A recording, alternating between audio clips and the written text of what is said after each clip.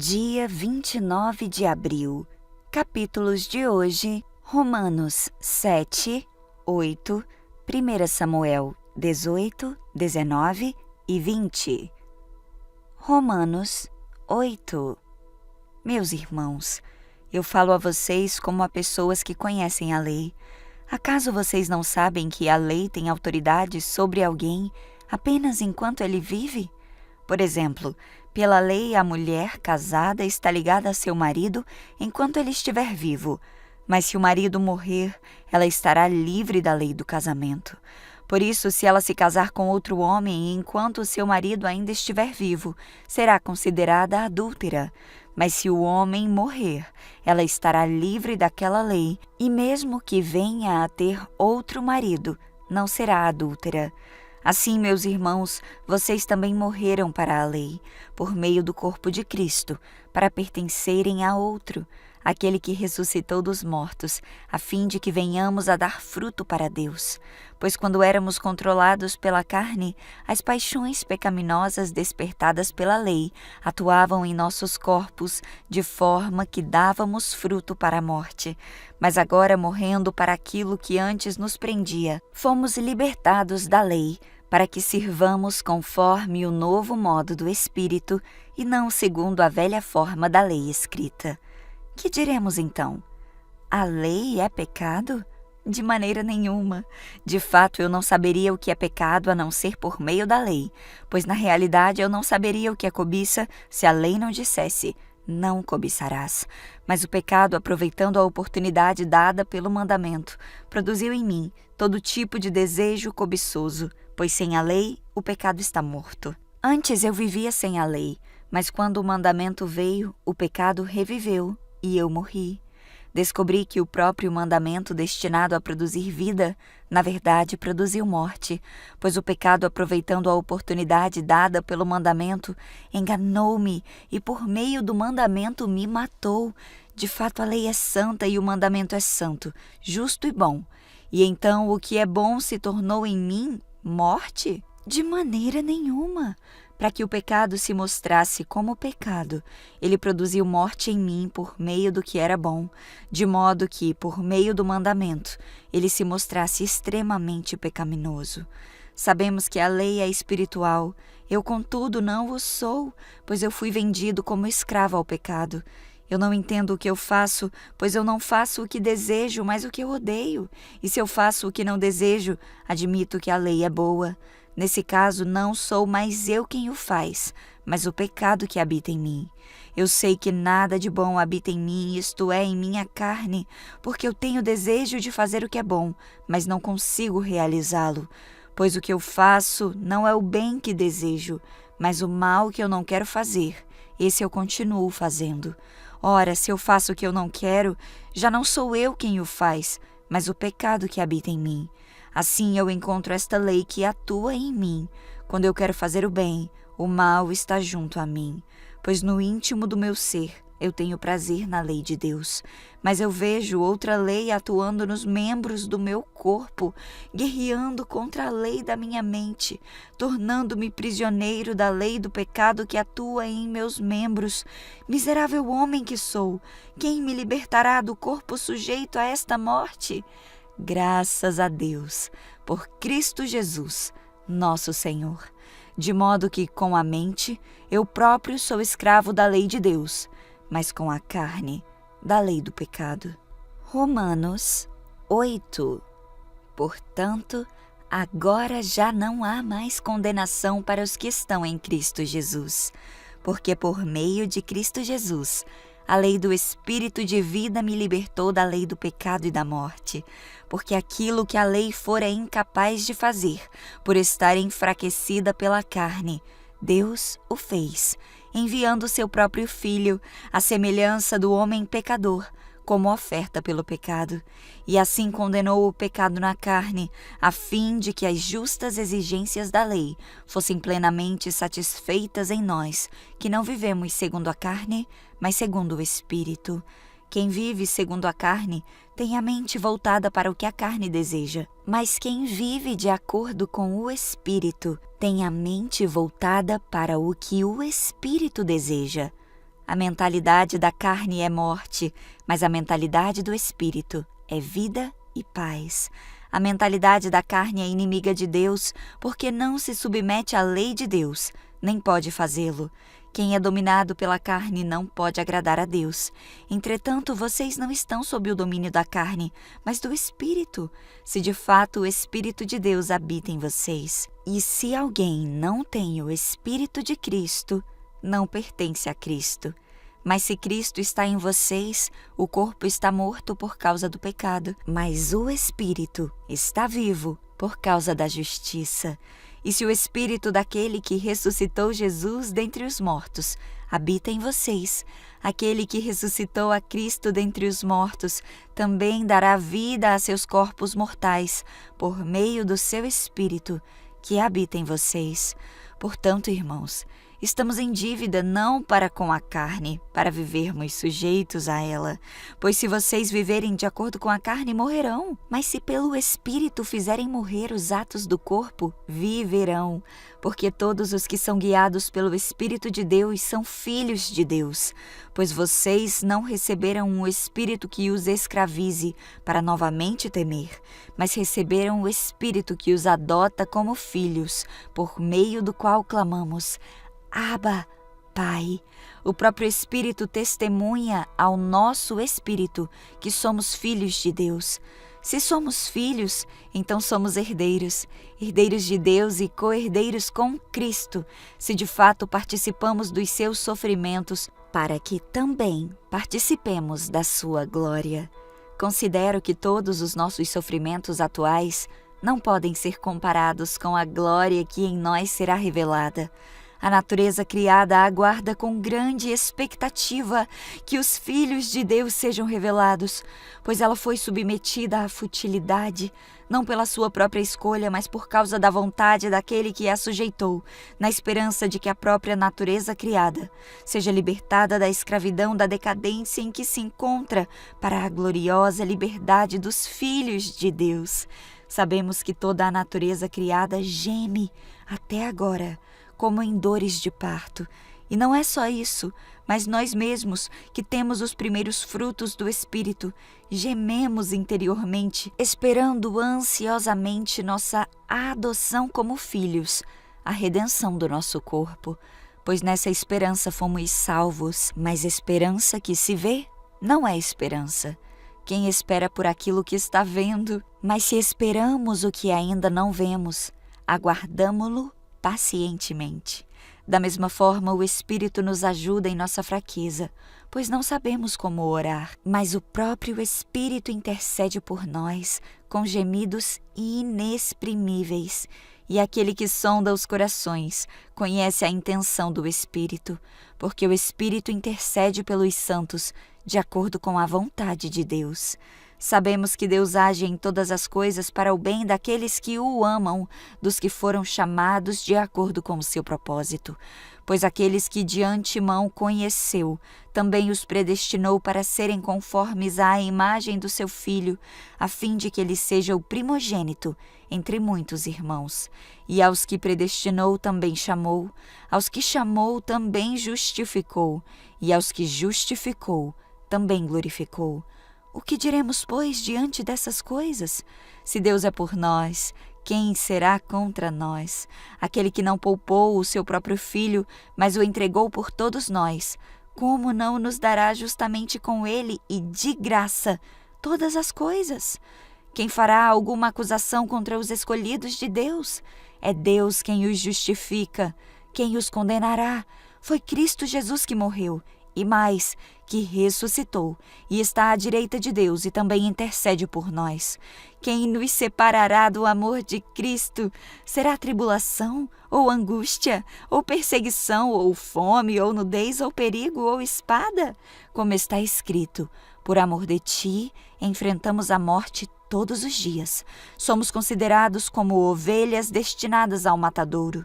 Mas em todas estas coisas somos mais que vencedores por meio daquele que nos amou. Pois eu estou convencido de que nem a morte, nem a vida, nem os anjos, nem demônios, nem o presente, nem o futuro, nem quaisquer poderes, nem altura, nem profundidade, nem qualquer outra coisa na criação será capaz de nos separar do amor de Deus, que está em Cristo Jesus, nosso Senhor.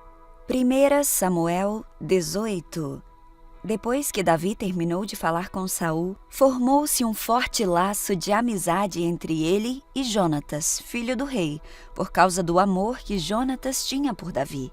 A partir daquele dia, Saul manteve Davi consigo e não o deixou voltar para a casa do seu pai. Jonatas assumiu um compromisso solene com Davi, pois o amava como a si mesmo. Para selar essa aliança, Jonatas tirou o seu manto e o entregou a Davi, junto com sua armadura, sua espada, seu arco e seu cinturão. Davi cumpria com êxito todas as missões de que Saul o encarregava. Então Saul lhe deu uma posição de comando no exército, o que agradou tanto ao povo como aos oficiais de Saul. Quando o exército israelita regressou vitorioso, depois que Davi matou o gigante filisteu, mulheres de todas as cidades saíram ao encontro do rei Saul. Cantavam e dançavam de alegria com tamborins e símbolos. Esta era a canção. Saul matou milhares e Davi dezenas de milhares. Saul ficou indignado com essas palavras. O que é isso? Atribuem a Davi dezenas de milhares e a mim apenas milhares? Só falta o declararem rei, disse ele. Daquele momento em diante, Saul começou a olhar para Davi com suspeita. No dia seguinte, um espírito maligno enviado por Deus se apoderou de Saul e ele começou a delirar em sua casa, como se fosse louco. Davi tocava a harpa como fazia todos os dias, mas Saul tinha uma lança na mão e de repente atirou-a contra Davi com a intenção de encravá-lo na parede. Davi, porém, escapou 2 vezes. Saul tinha tanto medo de Davi, pois o Senhor o havia abandonado e agora estava com Davi. Por fim, Saul o afastou da sua presença e o nomeou comandante de 1000 soldados. E Davi conduzia as tropas vitoriosamente nas batalhas. Davi continuou a ter êxito em tudo o que fazia, pois o Senhor estava com ele. Quando Saul viu isso, teve ainda mais medo. Mas todo o Israel e todo o Judá amavam Davi, porque ele conduzia as tropas vitoriosamente nas batalhas. Certo dia, Saul disse a Davi: Eu estou pronto a lhe dar a minha filha mais velha, Merabe, como esposa. Mas antes sirva-me como um guerreiro valente, lutando nas batalhas do Senhor. Pois Saul pensou: em vez de matá-lo eu mesmo, vou enviá-lo aos filisteus e eles o matarão. Davi, porém, respondeu a Saul: Quem sou eu e quem é minha família em Israel, para que eu me torne genro do rei? Assim, quando chegou o tempo de Saul dar sua filha Merabe em casamento a Davi, ele a deu a Adriel, um homem de Meolá. Contudo, a outra filha de Saul, Mical, amava Davi, e Saul ficou contente quando soube disso. É mais uma oportunidade de os filisteus matarem Davi, pensou ele. Mas para Davi, ele disse: Você tem mais uma oportunidade de se tornar meu genro? Então Saul instruiu seus servos a dizerem a Davi em particular: O rei gosta muito de você e nós também. Por que não aceita a oferta do rei e se torna genro dele? Quando disseram isso a Davi, ele respondeu: Como um homem pobre e de família humilde terá condições de pagar o dote da filha de um rei? Então os homens de Saul contaram-lhe o que Davi disse. E Saul respondeu: Digam a Davi que o único dote que eu quero são 100 prepúcios de filisteus. Desejo apenas me vingar dos meus inimigos. Mas Saul planejava que Davi fosse morto na luta. Quando os servos de Saul trouxeram essa notícia a Davi, ele aceitou a oferta de bom grado. Antes do prazo estipulado, ele e os homens saíram e mataram 200 filisteus. Davi cumpriu a exigência para tornar-se genro do rei, trazendo-lhe os prepúcios. Então Saul deu sua filha Mical por esposa a Davi. Quando Saul percebeu que o Senhor estava com Davi e viu como sua filha o amava, temeu Davi ainda mais e continuou a ser inimigo dele pelo resto de sua vida. Sempre que os comandantes dos filisteus atacavam, Davi era mais bem-sucedido contra eles que todos os outros oficiais de Saul. Assim, o nome de Davi se tornou muito famoso. 1 Samuel 19. Saul instigou os seus servos e o seu filho Jonatas a matarem Davi. Mas Jonatas, por causa do seu grande afeto por Davi, contou-lhe os planos de Saul. Meu pai busca uma maneira para matá-lo. Amanhã cedo você precisa encontrar um lugar para se esconder. Pedirei a meu pai que saia comigo até o campo e falarei com ele a seu respeito. Então lhe contarei tudo o que conseguir descobrir, disse ele. Na manhã seguinte, Jonatas falou com seu pai sobre Davi e disse muitas coisas boas a respeito dele. O rei não deve pecar contra o seu servo Davi, disse Jonatas. Ele nunca fez nada para prejudicá-lo. Sempre o ajudou como pôde. O Senhor se esqueceu da ocasião em que ele arriscou a vida para matar o guerreiro filisteu, e assim o Senhor deu grande vitória a Israel. Certamente o Senhor se alegrou naquela ocasião. Então por que pecar matando um homem inocente como Davi? Não há motivo algum para isso. Saul atendeu Jonatas e jurou. Tão certo como o Senhor vive, Davi não será morto. Depois Jonatas chamou Davi e contou-lhe o que havia acontecido. Em seguida levou Davi até Saul e Davi voltou a servi-lo como antes. Houve guerra novamente e Davi conduziu as tropas contra os filisteus. Ele os atacou e os derrotou com tamanha fúria que eles bateram em retirada. Um dia, porém, quando Saul estava sentado em casa com uma lança na mão, outra vez o espírito maligno enviado pelo Senhor se apoderou dele. Enquanto Davi tocava sua harpa, Saul atirou a lança em sua direção, mas Davi se desviou e a lança encravou na parede. Naquela mesma noite, Davi fugiu e conseguiu escapar. Saul enviou soldados para vigiar a casa de Davi e matá-lo quando ele saísse na manhã seguinte. Mical, porém, esposa de Davi, o alertou.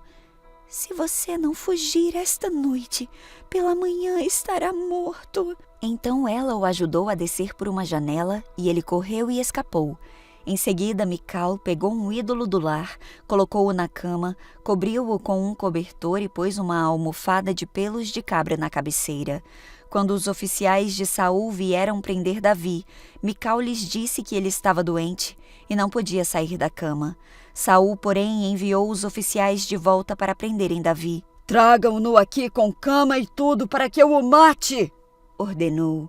Mas quando chegaram para levar Davi, descobriram que na cama havia apenas um ídolo do lar, com uma almofada de pelos de cabra na cabeceira. Saul perguntou a Mical: Por que você me traiu e deixou o meu inimigo escapar? Eu fui obrigada a deixá-lo fugir. Ele ameaçou me matar se eu não o ajudasse, respondeu Mical.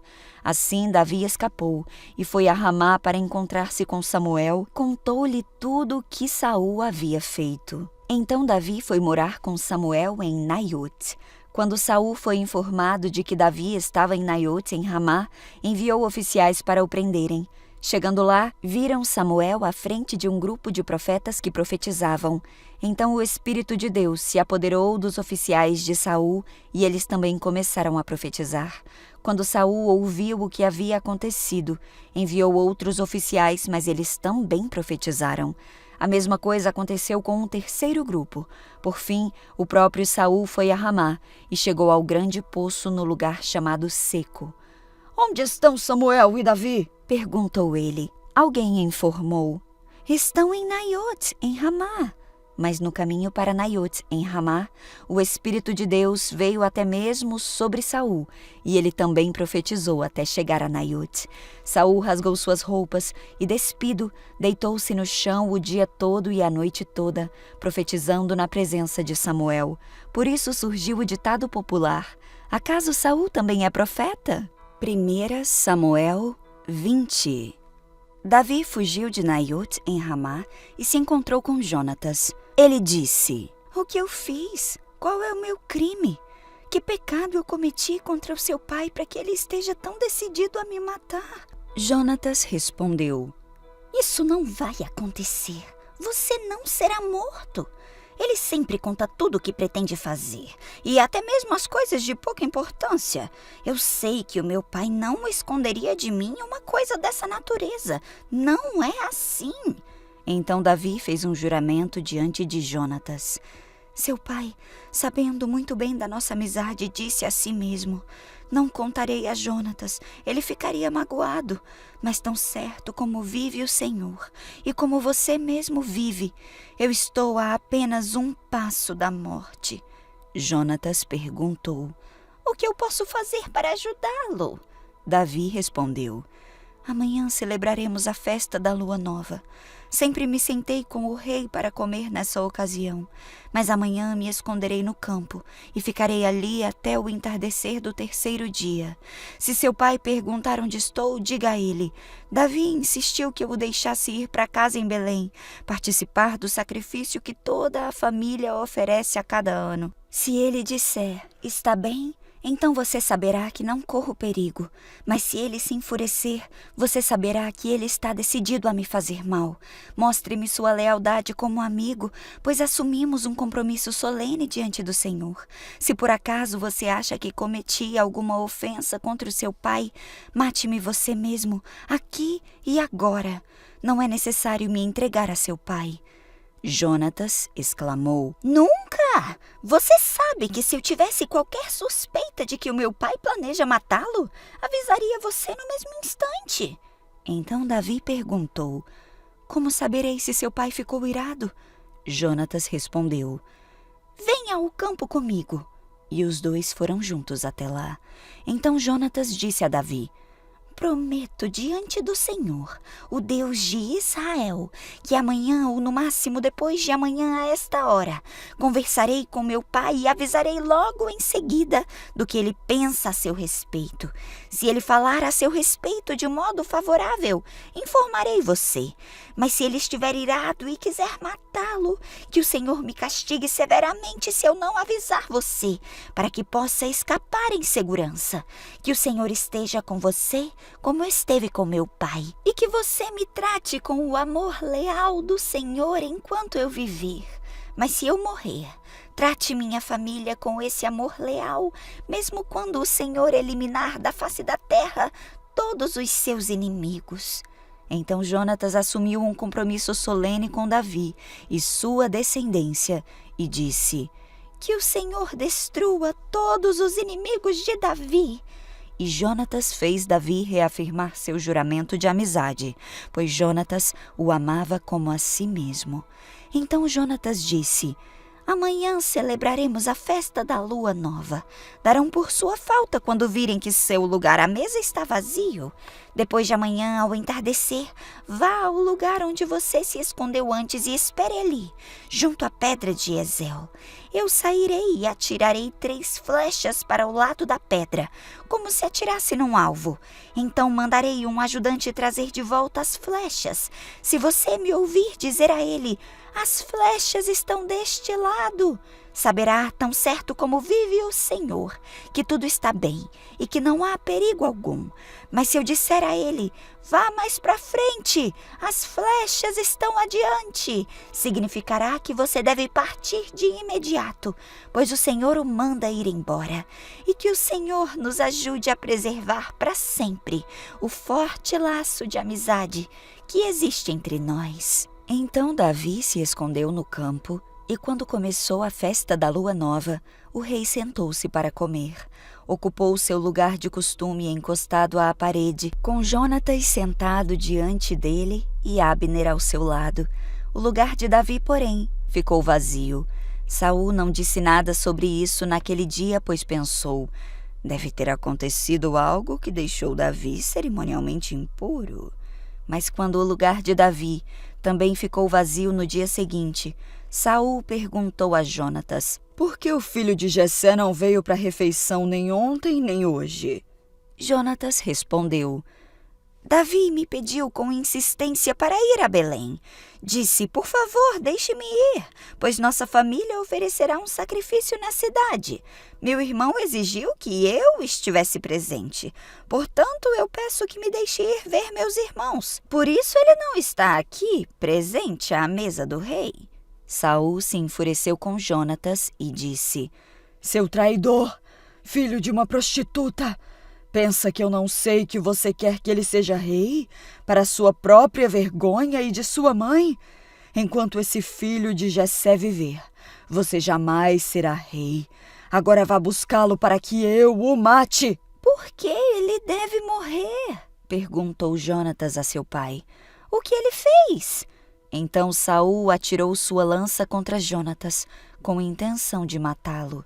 Com isso, Jonatas viu que seu pai estava mesmo decidido a matar Davi. Enfurecido, Jonatas levantou-se da mesa e, durante o segundo dia da festa, recusou-se a comer, frustrado pelo modo como o seu pai havia desonrado Davi publicamente. Na manhã seguinte, como combinado, Jonatas foi ao campo e levou consigo um ajudante para apanhar as flechas. Disse ao ajudante: "Comece a correr, para que possa encontrar as flechas quando eu as atirar." O ajudante correu e Jonatas atirou uma flecha para além dele. Quando o ajudante estava quase chegando ao lugar onde a flecha havia caído, Jonatas gritou: "A flecha está mais à frente! Rápido! Não fique parado aí!" Então o ajudante apanhou a flecha e correu de volta para o seu senhor. O ajudante não suspeitava de nada, apenas Jonatas e Davi entenderam o sinal. Então Jonatas entregou o arco e as flechas ao ajudante e ordenou que os levasse de volta à cidade. Assim que o ajudante foi embora, Davi saiu de seu esconderijo no lado sul da pedra de Ezel. Davi se curvou diante de Jonatas 3 vezes com o rosto em terra, e quando se beijaram e se despediram, ambos choravam, especialmente Davi. Por fim, Jonatas disse a Davi: "Vá em paz, pois juramos lealdade um ao outro em nome do Senhor. Que o Senhor nos ajude a preservar sempre o forte laço de amizade entre nós e entre os nossos descendentes." Então Davi partiu e Jonatas voltou à cidade.